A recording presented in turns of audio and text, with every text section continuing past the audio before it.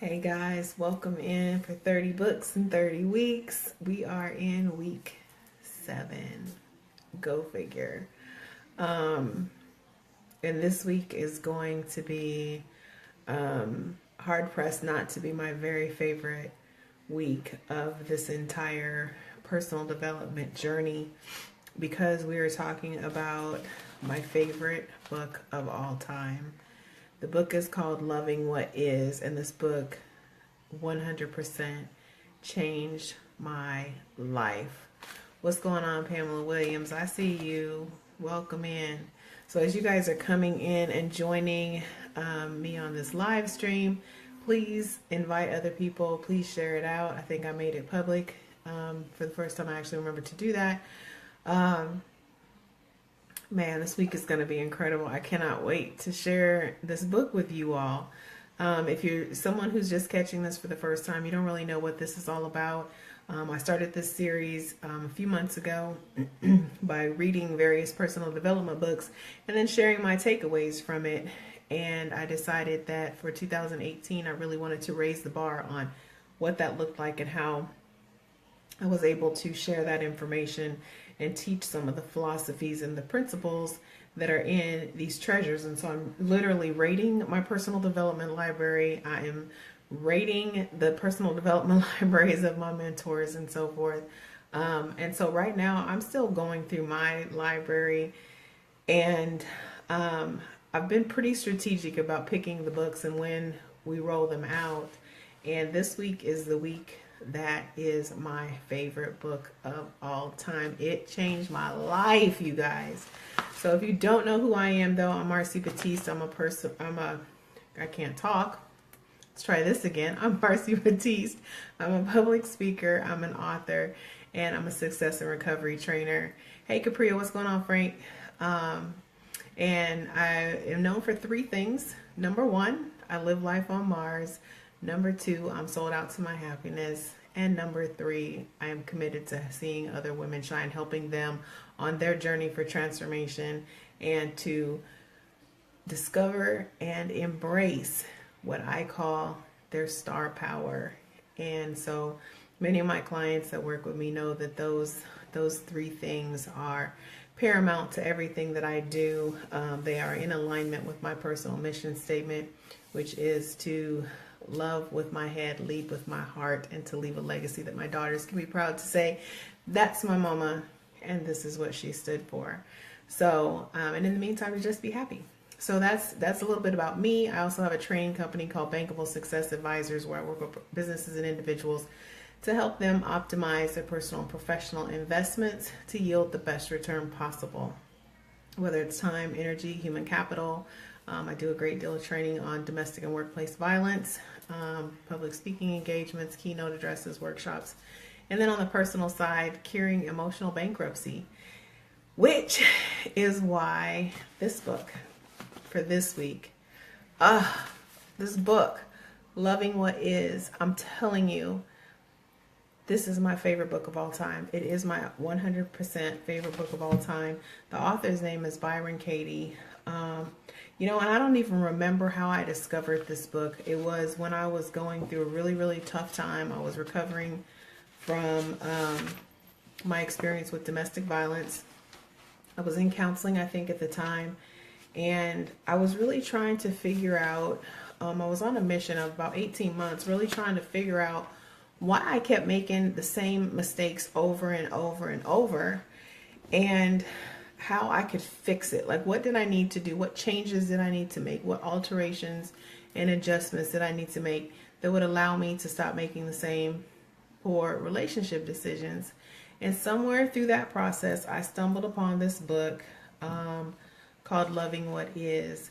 And the thing that I loved about this book is that Katie, as they call her, her name is Byron Katie, but they just call her Katie. One of the things that she always talks about, and the key to this book, is to stop fighting reality, to really truly let reality be what it is. And so many times we're our own source of unhappiness because we're fighting what reality is. When we're using words like shoulda, woulda, coulda, that's in conflict with what reality is, because the reality is, it is whatever it is. It's not going to ever be anything other than what it is. It's always going to be what it is. And so you have to learn to love what it is, and then you get to decide, does it work for you or not? And that is my operating mode. That is my key principle. That is everything about what really has led me on this mission, to be able to not only heal and change my own life, but to be able to share all of the lessons and the principles and the strategies that I've learned with other people, so they can cure their emotional bankruptcy, so that they can truly come to terms with their truth. Like, that was the hardest thing for me, was standing in the ugly reality of my truth. And so many times we don't want to admit what our truth is. We don't want to admit our fears, flaws, and failures. We don't want anyone to know. And that fear of discovery about who we really are, what our weaknesses are, what we've been through. And thank God we don't look what we've been through. Most of us don't. Because imagine what if we did? Oh my gosh, right? And you know, this is I really love this book. I can't even hardly tell you guys. Like, I can't even hardly articulate to you. But here's the thing. Most of us get, you know, that we say we're upset by what's happening to us, or we're upset by the experiences of our past. And one of the things that I always talk to my clients about is reframing their attachment to the story. That comes from learning and mastering the strategy of inquiry of reality, and challenging what we think we know to be true. And so for years, all my posts started with truth is, because my truth, like, I had to be okay with it being my truth. My truth, my experience doesn't have to be yours. They don't have to be one and the same. We're allowed to have different experiences of the same event, even. But my truth will always be my truth. It's indisputable and undeniable. It is my take on reality. And so you hear people say, oh, perspective is reality. Your perspective is your truth. That is your experience. You have an entitlement to it. But if you choose to attach yourself to a negative reality, that too is your choice. And so most of us, we're not disturbed so much by what happens to us. We're disturbed by the thought that we have about what happens or what has happened. And so this book was really, truly a cure-all. A lot of teaching that I do surrounding curing emotional bankruptcy comes from the principles that are in this book. You know, one of the things that we do is we try and resolve immediate problems, but we don't get to the cause of why they were problematic in the beginning. And so it's hard to deal with, you know, certain problems if we're not clear about why they were problematic. How do we get there? What's going on, Melissa? Hey, how are you? And so this power of inquiry, when we think about reality and we think about, like I was saying, like we're disturbed by what we think about the situation. We're disturbed by what we think about what has happened in our past. What's what we think about our fears, flaws, and failures. If we were violated, I was molested when I was 12. For the longest time, I had so many feelings and so many attachments attached to that I was stuck with that story. And it took me years, you guys, to realize that I did not have to stay attached to that story. That was something that happened to me. That's part of my reality. That doesn't define who I am. That doesn't define my value. It doesn't define my ability to contribute to the world or to give and share something with someone else. It has nothing to do with that. But I had this thought attached to that experience that told me that based on that experience, I had less value. I had abandonment issues when I was growing up, and that led to a whole host of bad relationship choices because I had an attachment to that abandonment, and it was the thought about why my father didn't want to be in relation with me that I chose to stay attached to that abandonment and the value that I felt based on my thought about his choice to not be in relation with his daughter, but that had nothing to do with me. That simply was his choice. And so when I learned to love what is, I was able to say, you know what? That's his decision. I'm freaking amazing. If he doesn't want to have a relationship with me or his granddaughters, that's his loss, because my daughters are amazing. He's losing out. You know, their aunts and their uncles know how great they are. So this is really about him. It's not about me. It's never been about me. He made a personal choice for his life, and that I then attached myself to his story without ever even knowing what his story was. And so the principles in this book, this learning to love what is, this ability to process what Katie calls the work or the inquiry. I'm going to teach you guys about the principle of the inquiry and how you can, in just a few minutes, learn to implement that strategy into your decision-making abilities, and it will be a life changer. Not a game changer, a life changer. I promise you. Once you learn to just accept reality for what it is and stop trying to make it something that it's not because you're uncomfortable with the reality, you learn to reattach, reframe your attachment to that story, will change your entire life. I promise you, it will change your entire life. And so that's the book we're going to talk about this week. You know, the judgments that we make, like I was sharing with you guys, my judgments that I placed on myself about being molested or about having my father not want to be in relationship with me, the abandonment issues that resulted from that experience. The judgment was a complete distortion of the reality. So let me give you an example. So in the case of my dad, right? My biological father, my biological factor, as my mom always referred to him. I had two other half siblings, and he had various relationships with them. And without going into a whole long sordid detail about my upbringing, he always denied that I was his child. And so I had, for all of my childhood, all of my adult life, until I was well into my early 40s, had this attachment to the story that it was because of me. I was unlovable. I was not what he wanted.